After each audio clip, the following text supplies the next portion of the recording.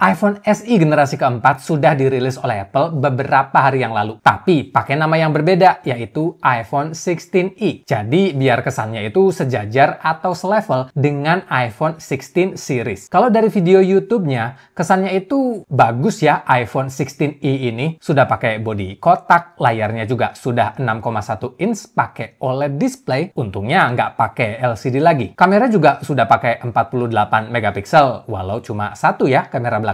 Sudah pakai USB Type-C, support AI karena pakai chipset A18 dengan RAM 8 GB, dan harganya cuma dibanderol $599 yang kalau dirupiahin sekitar 9 hampir 10 jutaan. Nah, kalau kalian telan mentah-mentah trik marketingnya Apple, iPhone 16 ini kayak good deal atau best value untuk harga iPhone di bawah 10 jutaan, tapi speknya mirip-mirip iPhone 16 series dan sudah support Apple Intelligence pula. Tapi setelah saya cari tahu banyak dari tech YouTuber seperti Linus Tech Tips, Zone of Tech, Max Tech, dan saya juga cek spesifikasi detailnya dari iPhone 16e ini, saya sih nggak merekomendasikan iPhone 16e ini untuk kalian beli, terutama kalau kalian beli iPhone untuk kebutuhan konten atau gaming. Kira-kira kenapa? Sebelum saya bahas, klik dulu dong tombol subscribe-nya, dan jangan lupa juga like videonya ya. Pertama, dari teknik marketing kamera yang 48 megapiksel dulu deh. Memang benar klaimnya Apple kalau kamera 48 megapiksel ini adalah kamera yang dipakai iPhone 16 Pro, tapi bukan kamera utamanya ya, melainkan kamera ultra wide 48 megapikselnya 16 Pro yang dipakai sebagai kamera utama di iPhone 16e. Ukuran sensornya sepertiga jauh lebih kecil dibandingkan dengan sensor kamera utama iPhone 16 series yang ukurannya 1/1,56. Jadi pastinya kualitasnya juga nggak sama dengan kualitas sensor 48 megapikselnya iPhone 16 series. Parahnya lagi, kamera iPhone 16e ini nggak punya sensor shift optical image stabilization. Jadi cuma pakai optical image stabilization biasa, yang artinya kalau tangan kita gerak saat ambil foto atau video, kemungkinan besarnya hasil kameranya kurang tajam atau ngeblur. Beda dengan iPhone yang sudah pakai sensor shift stabilization, yang sensor di dalamnya itu secara fisik memang bisa bergerak untuk menstabilkan pengambilan gambar atau perekaman video. Bahkan iPhone 13 aja kamera utamanya sudah pakai sensor shift stabilization. Mungkin hasil kamera iPhone 16e ini bakal lebih terlihat bagus dibandingin dengan yang 13 kalau tangan kita stabil atau pengambilan gambar atau videonya pakai tripod. Tapi kan kita pengennya ambil gambar itu satset-satset, jepret-jepret ya. Pastinya iPhone yang sudah dibekali dengan sensor shift stabilization, hasil fotonya bisa lebih tajam dan hasil rekaman videonya juga lebih stabil. Jadi nggak shaky footage-nya. Makanya menurut saya sih kalau niatnya beli iPhone karena kameranya untuk keperluan konten, mending beli iPhone 13 aja. 12 megapiksel cukup kok. Yang penting hasil gambarnya tajam dan videonya lebih stabil. Cinematic video dari kamera depan belakang iPhone 16e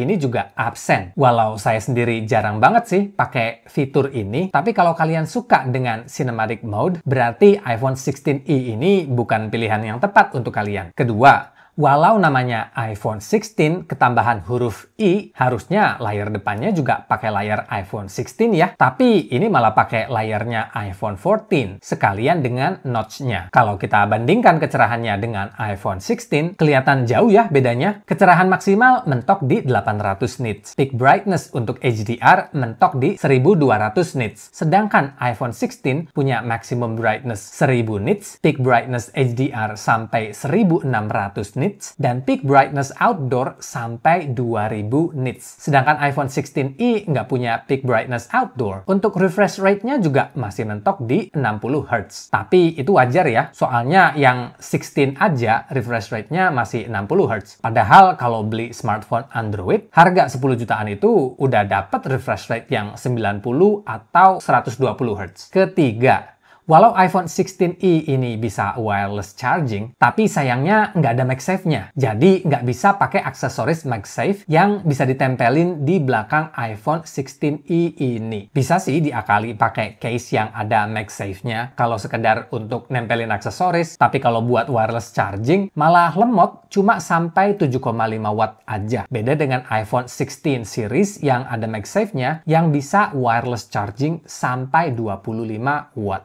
Berikutnya, ultra wideband juga absen dari iPhone 16e. Jadi kalau kalian punya AirTag yang ditaruh di tas agar bisa di-tracking lokasinya, ini bakal susah. Presisi lokasinya itu kurang akurat dibanding kalau kalian nyarinya pakai iPhone yang sudah punya fitur ultra wideband. iPhone 11 aja ada kok. Masa ini yang disejajarkan dengan barisan iPhone 16 lineup malah dihilangkan? Berikutnya, emang sih iPhone 16e ini sudah support AI karena RAM-nya sudah 8 GB dan chipset yang dipakai juga A18. Tapi jangan terkecoh dengan branding A18-nya karena nggak sama dengan A18 yang dipakai di iPhone 16. Jumlah core GPU pada A18 yang dipakai untuk iPhone 16e ini cuma 4 core dan itu sama kayak GPU core pada iPhone 13. iPhone 14 aja jumlah GPU core-nya itu 5. Apa jangan-jangan ini sebenarnya chipset A15 yang diganti nama jadi A18 biar terkesan sejajar dengan barisan iPhone 16. Lagi pula AI-nya Apple juga nggak bagus-bagus amat kok. Fitur eraser di foto aja hasilnya masih ngaco, malah ngerusak gambar jadinya. Dan fitur AI ini hanya bisa diaktifkan kalau bahasa yang dipakai untuk iPhone kalian itu bahasa Inggris. Koneksi Wi-Fi-nya juga masih Wi-Fi 6.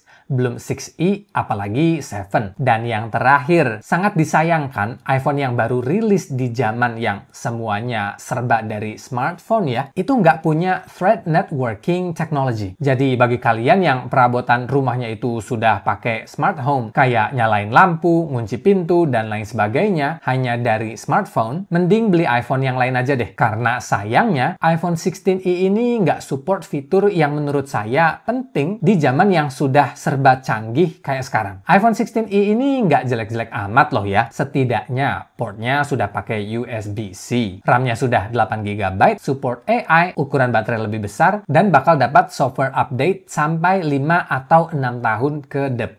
Tapi berhubung belum ada kejelasan juga apakah iPhone terbaru bakal bisa dijual di Indonesia atau tidak, dan kalau kita belinya di Singapura dengan harga yang hampir 12 jutaan, belum nanti harus bayar pajak untuk aktivasi IMEI, jatuhnya iPhone 16e ini mahal banget sampai mungkin 14 jutaan. Duit segitu mending beli iPhone 14 Pro yang harganya sudah turun, atau beli iPhone 15 yang lebih murah di harga 12,5 jutaan. Jadi iPhone 16e skip aja deh. Makasih sudah menonton video ini.